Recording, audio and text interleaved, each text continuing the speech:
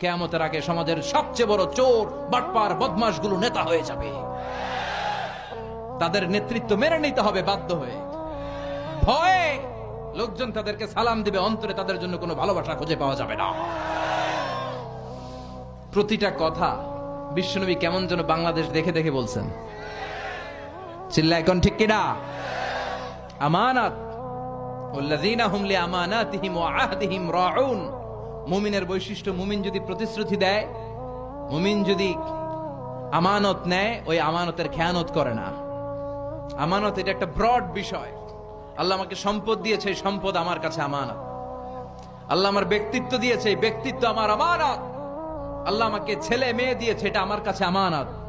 আমার স্ত্রী আমার কাছে আমানত। যিনি মসজিদের ইমাম, পুরো মসজিদটা আপনার কাছে আমানত।